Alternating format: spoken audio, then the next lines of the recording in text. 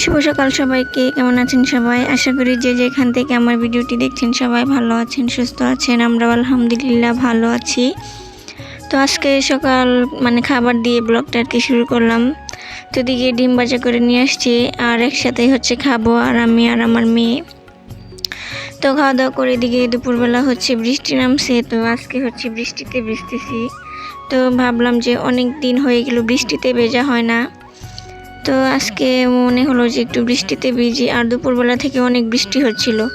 তো বৃষ্টি দেখে নেমে পড়লাম ভেজার জন্য। আর এদিকে টিন আর কাগজের জন্য পানি আটকে আসছিল, পানি আর কি যাইতে পারতেছে না। তো আমি এগুলাকে একটু সরিয়ে দিলাম আর কি, তাহলে আর পানি জমে থাকবে না আর ওই দিক দিয়ে চলে যাবে। আর এমনিতে পানি যদি জমে থাকে তাহলে যে রাস্তা, তো এদিকে এসে একদম আমার বারান্দায় চলে আসে সব পানি। আর এমনিতেও বারান্দা যেহেতু নিচা হয়ে গেছে এখন, তো যার কারণে না পানি সব বারান্দায় চলে আসে। তো একটা অনুরোধ আপনাদের কাছে, স্কিপ না করে পুরো ভিডিওটি দেখতে থাকুন, আশা করি ভালো লাগবে। আর যদি ভালো লেগে যায় তাহলে প্লিজ চ্যানেলটাকে সাবস্ক্রাইব করে আমার পাশে থেকে যাবেন আর লাইক কমেন্ট শেয়ার করে দিবেন। তো এদিকে টিন আর কাগজগুলোকে ওইদিকে রেখে দিছি, আর এদিকে এখন কাগজ দিয়ে দিব। তো কাগজটা সরে গেছে, তো পানি পড়লে আর কি মাটি সব এদিক দিয়ে কেটে কেটে একদম চলে যায়। তো আর বারান্দাটাও দেয়াল যে এটা খসে খসে পড়ে যায়। তো এদিকে কাগজ দিয়ে আর কি একটু ভালো করে বিছিয়ে দিব, তাহলে আর পড়বে না। তো কাগজ বিছিয়ে এখন আমি পানি উঠাবো আর কি। ঘরের খাবার পানি নেই, তাছাড়া রান্না করার পানিও নেই। আর আমি যেহেতু ট্যাঙ্কির পানি খাই না, তো যার কারণে একদম মোটর থেকে পানি তুলে নিই আর কি। তো এখন যেহেতু ভিজতেছি, ভাবলাম একবারে পানি নিয়ে তারপরে ঘরে রেখে দিই। যদি আবার বৃষ্টি না কমে তাহলে আবার রান্না করতে পারবো না। তো যার কারণে ভিজে ভিজে পানিগুলো সব উঠিয়ে নিলাম।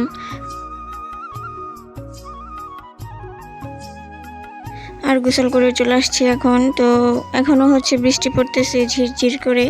তো আগের থেকে আর কি একটু কম করে পড়তেছে আর কি, বেশি আর আজকে বেশি বৃষ্টি হচ্ছে না, কিন্তু এরকম ঝিরঝির বৃষ্টি হচ্ছে। তো তবু এই বৃষ্টিতে আমি গোসল করছি। তো আগে ছোটোবেলায় কত বৃষ্টিতে ভিজতাম, কিন্তু এখন আর বৃষ্টিতে ভেজাই হয় না কেন। আগে দেখতাম কোনো বিজলি চমকাতো না, কিন্তু এখন বৃষ্টিতে ভেজা যায় না বিজলি চমকানোর জন্য, ভয় লাগে আর কি। তো আগে সারাক্ষণই বৃষ্টিতে ভিজতাম, তো সেরকমভাবে আর এখন ভেজাই হয় না। তো আজকে একটু মন চাইলো আর কি ভেজার জন্য, তো যার কারণে একটু বৃষ্টিতে ভিজে গোসল করে নিলাম। তো আমি এখনও রান্না করি নাই আর কি দুপুরের। তো ভাবলাম যে গোসল করে তারপর আর কি রান্না করব। তো বয়সের সাথে সাথে সব কিছুরই আর কি রং বদলায়।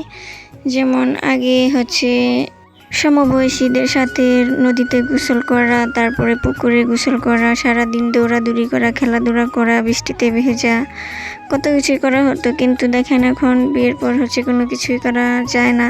যদিও যায়, কিন্তু বাচ্চা হলে তারপরে আর মনে হয় যে এসব এখন আর আমাদের জন্য না, আমরা এখন বড় হয়ে গেছি, এখন যা করবে সব আমাদের বাচ্চারাই করবে। তো এরকম একটা ব্যাপার, সময়ের সাথে সাথে সব কিছুই পাল্টে যায়।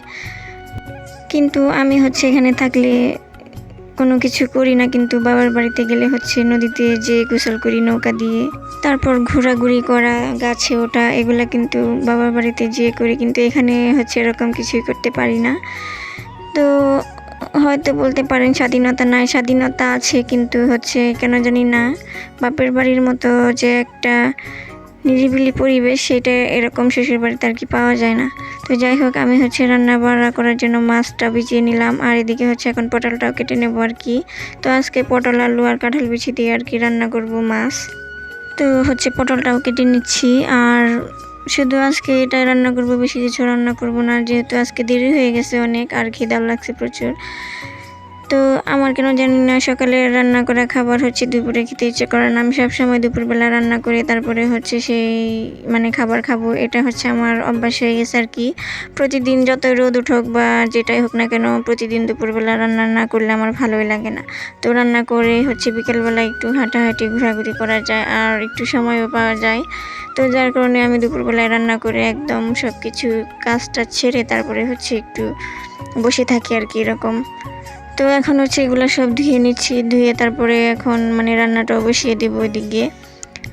তো আজকে মনে হলো যে পটলের সাথে একটু কাঁঠাল বিচু দিয়ে, তো যার কারণে কাঁঠাল বিচু দিয়ে দিলাম। আর যেহেতু এখন কাঁঠালের সিজন, কাঁঠাল বিচি তো খাওয়াই হবে, তাই না?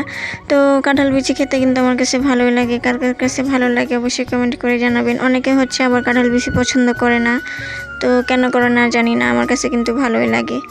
তো আমার কাছে না, শুধু প্রায় মানুষের কাছে হচ্ছে কাঁঠাল বিচি কিন্তু ভালো লাগে খেতে। আর আগে হচ্ছে দেখতাম ছোটোবেলায় নানু কাঁঠাল বিচিগুলা হচ্ছে ভেজে দিত, আমরা হচ্ছে এগুলা নিয়ে নিয়ে খেতাম আর ঘুরতাম।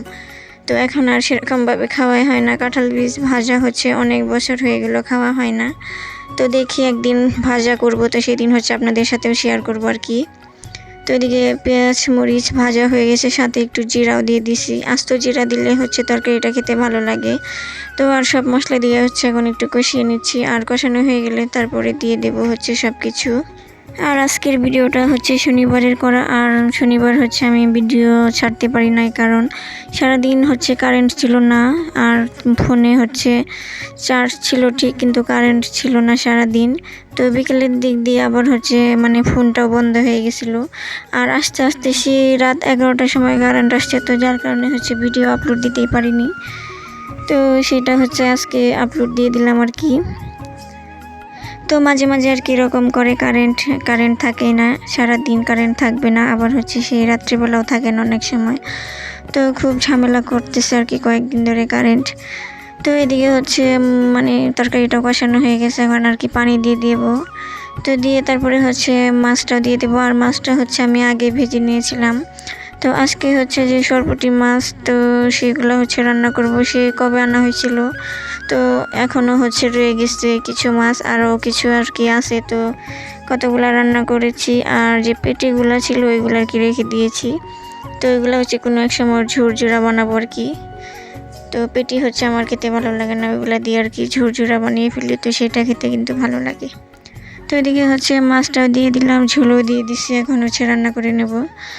আর আজকের ভিডিওটি হচ্ছে এ পর্যন্তই, কারণ ফোনে চার্জ ছিল না, যার কারণে হচ্ছে কোনো ভিডিও হচ্ছে আমি শ্যুট করতে পারিনি। তো যার কারণে এ পর্যন্তই ছিল ভিডিওটি। তো সবাই ভালো থাকবেন, সুস্থ থাকবেন, দেখা হবে নতুন কোনো ব্লগে। সেই পর্যন্ত সবাই ভালো থাকুন, সুস্থ থাকুন, আল্লাহ হাফিজ।